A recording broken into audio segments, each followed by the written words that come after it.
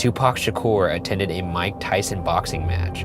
After the match, Tupac left with Suge Knight, who at the time was CEO of the West Coast record label, Death Row Records, the label that Tupac was signed to. However, on their way out, Tupac and his bodyguards got into a fight with Orlando Anderson in the lobby of the MGM casino. In the lobby? In the lobby of the MGM. Orlando Anderson was a member of the Compton-based Southside Crips gang. After the brawl, Suge Knight and Tupac left in Knight's car with Tupac's entourage following in cars behind them. While stopped at a traffic light at the intersection of Flamingo and Koval, a white Cadillac pulled up on the passenger side of Knight's car and shot out of the window, hitting Tupac 4 times and grazing Knight in the head with a bullet fragment. In 2014, 18 years after the shooting, Chris Carroll, a now retired Las Vegas Police Department sergeant, came forward to say he was first at the scene. Why was he quiet for 18 years? If I was a cop, I wouldn't necessarily say in a public way that I was the first person. All right. Own, Daisha! Shut up! According to Carroll, when he opened the car door, Tupac fell out of the car covered in blood, and Carroll asked, quote, "Who shot you?" and states that Tupac took a breath to respond and said, quote, "Fuck you," before slipping into unconsciousness, making those Tupac's last words.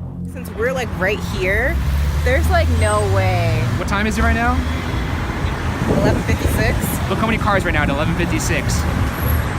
On a Friday, that's not nearly as busy as a Tyson fight. There's no way. Like if I heard those gunshots, it would just be like, You look where it was, right? Yeah. Tupac was taken to the University Medical Center and placed on life support in a medically induced coma. And on September 13th, 1996, 6 days after the shooting, Tupac died due to his injuries at the age of 25. Whoa, 25? I didn't realize he died so young. Both of them died Yeah, super he died young. at 25, Biggie Smalls died at 24. I think that's what was so heartbreaking about it, is that there were these two young black males on the rise and like they just got snatched up. Yeah, that's where it happened. That's where he died.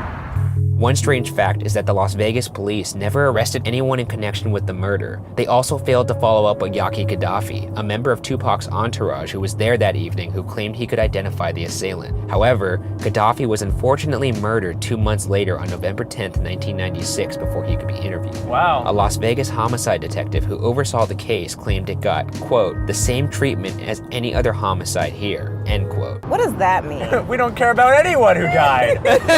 We don't care if he was famous. We treat everyone the same. All right, let's get to some of the main theories. All right. The first theory is from former LA Times journalist Chuck Phillips, who believes that Orlando Anderson, the Crips gang, and none other than Biggie Smalls are responsible for the murder. Chuck Phillips and the LA Times investigated the murder over the course of a year and came up with the following conclusions based on anonymous sources.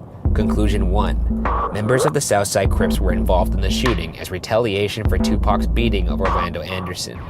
Conclusion 2. Orlando Anderson was the shooter. Conclusion 3. Biggie Smalls paid $1 million for the murder of Tupac and supplied the gun. No! How would anyone know that? Well, he Also, why would you supply the gun? because he wanted it done with his gun, reportedly. Why? That's how things go down, I guess. I don't know. Speaking of Biggie, let's go over his potential motive for wanting Tupac dead. Biggie's year-long feud with Tupac was well known and at the forefront of the East Coast-West Coast rap rivalry, including a reported verbal altercation and diss tracks. In one track titled Hit 'Em Up, Tupac claimed he had slept with Biggie's wife, Faith Evans. How does that one go? Is that hit 'em up, hit 'em up? Or is that a different one? I'm actually curious. I think you should just never do that again.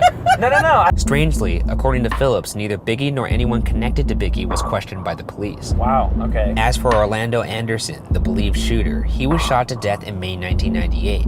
Up until his death, Anderson denied responsibility for Tupac's death and was never charged. The second theory is from former LAPD detective Russell Poole, who believes that Suge Knight set up the murder. Despite Suge Knight also being hit in the shooting, Detective Poole believes Suge Knight had motives.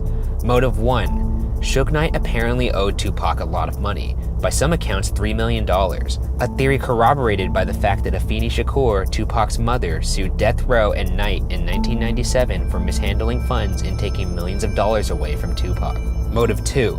Tupac intended to leave Death Row Records, Suge Knight's label. Tupac had recently fired his lawyer David Kenner, who in addition to being Suge Knight's lawyer, also wrote up Tupac's agreement with Death Row Records.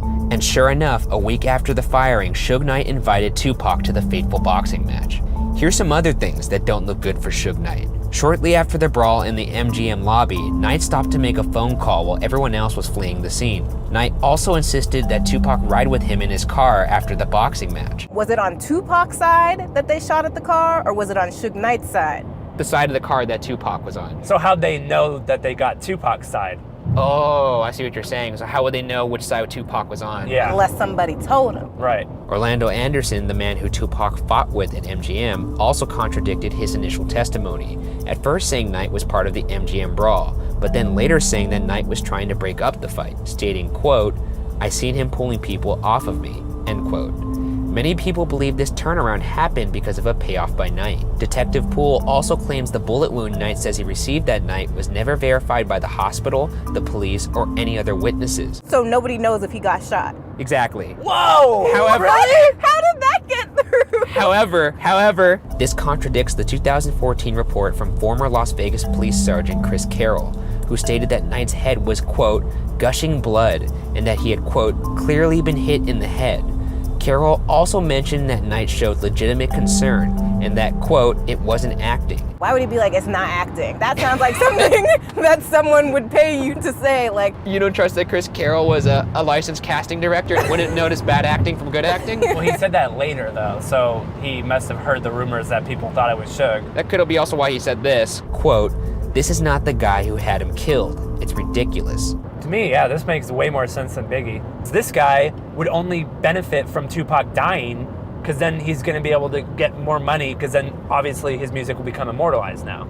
and he'll still own everything. Right. Here's my thing about it. I can't see someone putting themselves in the line of fire in a murder scenario. I just don't, that True, doesn't make no. sense to me. Yeah. The third theory is from LAPD detective Greg Kading, who believes that Sean Combs, aka P. Diddy or Puff Daddy, and CEO of the East Coast record label Bad Boy Records, orchestrated Tupac's death. Detective Kading got a Crips gang member named Keith Davis to confess on tape that P. Diddy paid him $1 million to carry out the murder of Tupac and Suge Knight. Keith Davis confessed that Orlando Anderson, who was Davis's nephew, was the one who pulled the trigger, and Davis also admits to being in the car when he recounts the night that Tupac was shot.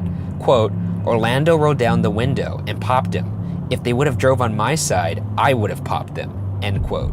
Keith Davis claims the motive behind P. Diddy's hit was due to fear that Suge Knight would strike first, and that Tupac was only included in the hit because P. Diddy was pissed off about Tupac's song Hit 'Em Up. Furthermore, before Tupac was killed, he was shot multiple times on November 30th, 1994 at Quad Recording Studios in New York City. Tupac repeatedly stated that he suspected people associated with P. Diddy were the perpetrators, a suspicion corroborated by a 2011 confession from Dexter Isaac, who claimed he was hired by a P. Diddy associate to rob Tupac that night.